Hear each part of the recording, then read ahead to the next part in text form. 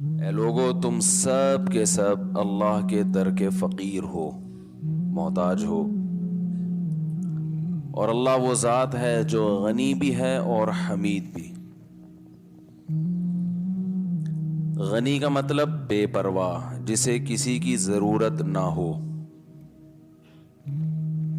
حمید کا معنی قابل تعریف۔ تو اللہ نے ہمیں اس آیت میں بتایا کہ ہم سب اللہ کے در کے محتاج ہیں۔ اللہ تعالیٰ نے انسان کو اشرف المخلوقات پیدا کیا، سب سے زیادہ عزت والی مخلوق، اور انسان کو عزت دے کے یہ بتایا کہ تم نے صرف میرے سامنے جھکنا ہے، کسی اور کے سامنے نہیں جھکنا۔ کسی اور کے سامنے جب انسان جھکتا ہے تو اس جھکنے کی دو قسمیں ہیں۔ ایک قسم ایسی ہے جس سے وہ اسلام سے ہی خارج ہو جاتا ہے، اور ایک قسم ایسی ہے جس سے اسلام سے خارج تو نہیں ہوتا لیکن اس کی عزت اللہ کی نظر میں گر جاتی ہے۔ ایک جھکنا جس سے انسان اسلام سے ہی خارج ہو جاتا ہے وہ ذلت اور کسی اور کے سامنے وہ انکساری جو عبادت کہلاتی ہے، یعنی کسی اور کی عبادت پہ آ جانا۔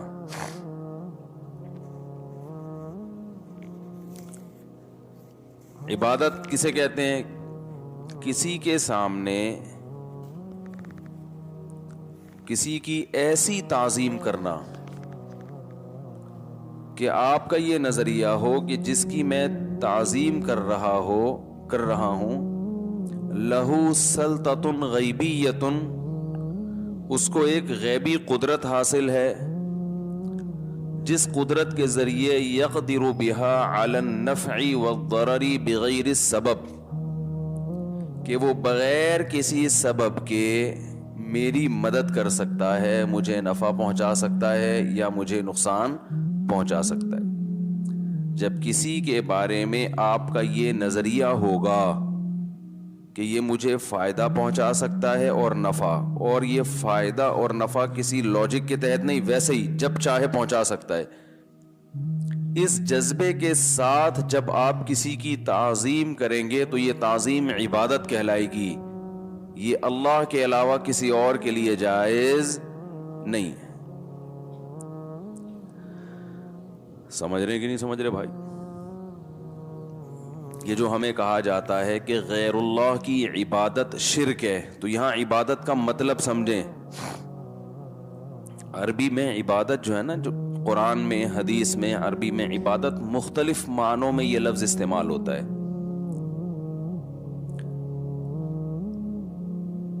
غلامی، عبادت کا لفظی مطلب کیا ہے؟ غلامی۔ تو صرف غلام بننے سے آدمی شرک تھوڑی ہو جاتا ہے، مشرک تھوڑی ہو جاتا ہے کسی کا غلام بننے سے۔ غلامی تو جو کمپنی کے ملازم اپنے باس کی غلامی کر رہے ہوتے ہیں، خادم اپنے آقا کا غلام ہوتا ہے۔ تو عبادت کا لفظی ترجمہ تو ہے غلامی، لیکن عبادت جب ہم کسی کی کر کے مشرک بن جاتے ہیں تو اس میں صرف اس سے غلامی مراد نہیں ہوتی۔ اصل میں آج کل نا توحید ہی کو ڈیفائن نہیں کیا جا رہا کہ توحید کہتے کس کو ہیں، شرک کسے کہتے ہیں، تو بڑے مسائل کھڑے ہو گئے ہیں معاشرے میں۔ بعض لوگوں نے ہر چیز کو شرک کہنا شروع کر دیا کیونکہ توحید کا لفظ اس سے لوگ محبت کرتے ہیں، تو انہوں نے فتوے جھاڑنا شروع کر دیے، جو بھی کسی کی تعظیم کرے گا اس کو کیا کہنا شروع کر دیا؟ مشرک۔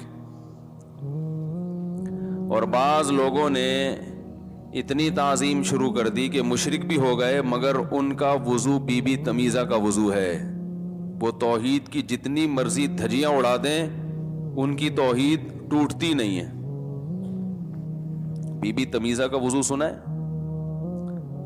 بی بی تمیزہ جو ہے وہ نماز نہیں پڑھتی تھی، تو مسجد کے قاری صاحب نے اس کو کہا نماز پڑھا کرو، اس نے کہا وضو نہیں آتی۔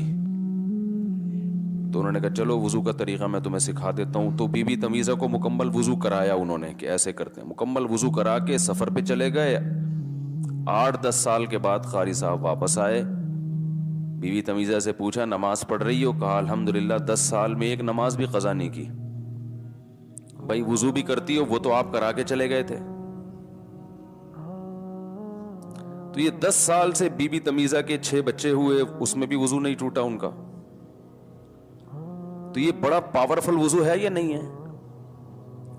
تو بعض لوگوں کی توحید اتنی پاورفل ہوتی ہے کہ وہ جو مرضی کرتے رہیں ان کی توحید ٹوٹتی نہیں ہے. یا رسول اللہ مدد بھی ہے, یا غوث اعظم بھی مدد, اور علی بھی مشکل کشا, اور فلاں بھی مشکل کشا, فلاں بھی حاجت روا, ساری دنیا سے مدد مانگیں گے اور یہ نظریہ رکھیں گے ہم جہاں بیٹھے ہیں جدھر سے نبی کو پکاریں, نبی ہماری پکار سنتے ہیں, ہماری پکار کا جواب دیتے ہیں, ہماری حاجت روائی کرتے ہیں. تو یہ اتنی پاورفل توحید ہے کہ یہ کچھ بھی کرتے رہو یہ توحید ان کی ٹوٹتی نہیں ہے. تو یہ اس سے تو بی بی تمیزہ کا وضو ہو گیا. یہ تو افراط و تفریط غلو ہے. بعض لوگ توحید کے معاملے میں ایسے سینسیٹیو ہیں کہ ان کی نظر میں ہر ایک کیا ہے, مشرک ہے. وہ اگر کسی کو دیکھیں گے نا اپنے پیر صاحب کے جوتے اٹھا رہا ہے تو وہ بھی گویا مشرک ہے, اس نے تعظیم کی. کسی بزرگ کا ہاتھ چوم رہا ہے تو وہ بھی مشرک. فضائل اعمال کی کرامتیں جو ہیں وہ بھی کیا ہیں, حالانکہ وہ کرامتیں ہیں.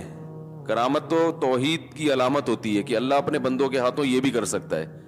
تو اللہ کی توحید کی دلیل ہے, قدرت کی دلیل ہے کہ اللہ نے کسی بزرگ کے ہاتھ پہ یہ بھی کر کے دکھا دیا. یہ تو اللہ کی قدرت کی دلیل ہے, بزرگ کی قدرت کی تھوڑی دلیل ہے. لیکن اس کو بھی انہوں نے کیا کہنا شروع کر دیا, شرک. فضائل صدقات بھی شرک, فضائل اعمال بھی شرک. مگر یہی کرامتیں جب بخاری اور مسلم کے محدثین اور راویوں سے صادر ہوں تو وہاں کوئی کلپ مارکیٹ میں نہیں آئے گا. چپ, ٹھیک ہے نا. سمجھ رہے ہیں؟ فضائل اعمال یا فضائل صدقات میں کوئی بزرگ کی کرامت ہے کہ مردہ زندہ ہو گیا تو فلانا ہو گیا تو ڈمکانا ہو گیا, تو وہ شرک. لیکن وہی کرامت کسی ایسے محدث سے منقول ہو جو بخاری اور مسلم کے راویوں میں سے ہو تو کوئی کلپ ان لوگوں کا مارکیٹ میں نہیں آئے گا. چپ ہو جاتے ہیں, منافق ہیں. تبھی ہم بار بار کہتے ہیں کوئی سامنے بیٹھے گا تو بات کرے. آدمی بیٹھتے ہی نہیں کم وقت سامنے کبھی نہیں بیٹھیں گے. تو کرامت شرک نہیں ہوتی, کیونکہ کرامت کی نسبت کس کی طرف ہوتی ہے, اللہ کی طرف. بزرگ کی طرف مجازن نسبت کی جاتی ہے. معجزہ اصل میں اللہ کی طرف منسوب ہوتا ہے. معجزے کی نسبت پیغمبر کی طرف مجازن ہوتی ہے, حقیقتاً نہیں ہوتی. حضرت عیسیٰ علیہ السلام کہتے تھے احیی الموتى, میں مردوں کو زندہ کرتا ہوں. حالانکہ ہمارا یہ نظریہ حضرت عیسیٰ مردوں کو زندہ نہیں کرتے تھے, نہ کر سکتے تھے. یہ طاقت کسی بشر میں ہے نہیں. لیکن حضرت عیسیٰ کی طرف مردوں کو زندہ کرنے کی نسبت یہ شرک نہیں ہے, اس لیے کہ یہ حقیقی نسبت نہیں ہے. اللہ زندہ کرتا تھا, زبان حضرت عیسیٰ کی استعمال ہو رہی ہے تو مجازن ان کی طرف نسبت کر دی.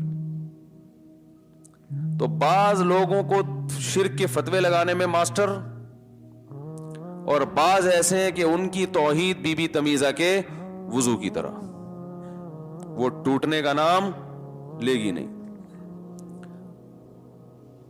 تو میں اصل میں یہ عرض کر رہا تھا کہ کون سی تعظیم ایسی ہے جو عبادت کہلاتی ہے اور جس کی وجہ سے انسان اسلام سے خارج ہو جاتا ہے.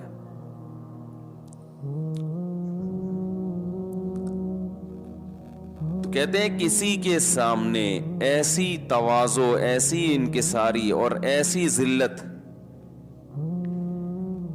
کسی ایسے کے سامنے جس کے بارے میں آپ کا یہ نظریہ ہو کہ یہ میرے نفع اور نقصان پر قدرت رکھتا ہے اور نفع اور نقصان پہنچانے کے لیے کسی سبب کا محتاج نہیں ہے. ایک مثال دیتا ہوں, مثال کے بغیر بات سمجھ میں نہیں آتی. دیکھو ہم نماز میں اتحیات میں بیٹھتے ہیں 2 زانوں, کیا خیال ہے؟ بیٹھتے ہیں کہ نہیں بیٹھتے؟ ہاتھ ہمارے کہاں ہوتے ہیں پتہ ہوگا نا آپ لوگوں کو؟ گھٹنوں کے قریب ہوتے ہیں ہاتھ. دو زانوں بیٹھنا یہ نماز میں اللہ کے سامنے ہم تمیز سے بیٹھتے ہیں نا, یہ تمیز سے بیٹھنا صرف ایک تعظیم ہے یا عبادت بھی ہے؟ بولو بھائی, صرف تعظیم نہیں ہے بلکہ عبادت ہے. لیکن یہی تمیز سے آپ اپنے ابا کے سامنے بھی بیٹھتے ہوگے اگر تمیزدار خاندان سے آپ کا تعلق ہوگا. بعض دفعہ انسان تمیز سے اپنے ابا کے سامنے بھی بیٹھا ہوتا ہے نا, دو زانوں, بھائی ٹانگیں تو نہیں پھیلاتے نا ابا کے سامنے. تمیز سے نہیں بھی بیٹھے تو ایک دفعہ بیٹھ کے دیکھیں, ابا بیٹھے ہیں تو آپ دو زانوں تمیز سے ان کے سامنے ایسے کر کے بیٹھ گئے, تو کیا مشرک ہو جاؤ گے؟ ہے بھائی. حضرت جبریل علیہ الصلاۃ والسلام جب انسانی شکل میں رسول اللہ صلی اللہ علیہ وسلم کی خدمت میں حاضر ہوئے تو دو زانوں آپ کے سامنے آ کے بیٹھے. فَأَسْنَدَ رُكْبَتَيْهِ إِلَىٰ رُكْبَتَيْهِ وَوَضَعَ كَفَّيْهِ عَلَىٰ فَخِذَيْهِ. حدیث کے الفاظ ہیں کہ اپنے گھٹنوں کو آپ صلی اللہ علیہ وسلم کے گھٹنوں سے ملایا. یہ جب ہی ممکن ہے جب دونوں دو زانوں بیٹھے ہوں. ارے بھائی اتحیات کی شکل میں جب بیٹھے ہوں تو ہی گھٹنا گھٹنے سے مل سکتا ہے نا. اور پھر آ کے نبی صلی اللہ علیہ وسلم سے سوال پوچھا, مل ایمان, ایمان کیا ہے؟ تو یہ بڑی تمیز سے ادب احترام سے بیٹھے تھے نبی کے پاس, وہی پوزیشن جو اتحیات میں ہوتی ہے. تو کیا ہم یہ کہیں گے کہ حضرت جبریل نے محمد صلی اللہ علیہ وسلم کی تعظیم کی, وہی تعظیم جو ہم اللہ کی کرتے ہیں, تو گویا آپ نے عبادت کی, گویا پھر آپ معاذ اللہ مشرک ہو گئے؟ تو یہ کہنا درست ہوگا؟ تو سوال پیدا ہوتا ہے فرق کیا ہے اس تعظیم میں اور اس تعظیم میں؟ بھائی سجدہ کرنا اللہ کو عبادت ہے, یہ عبادت کسی اور کے لیے جائز نہیں ہے, لیکن اللہ نے فرشتوں کو حکم دیا آدم کو سجدہ کرو. کیا خیال ہے بھائی؟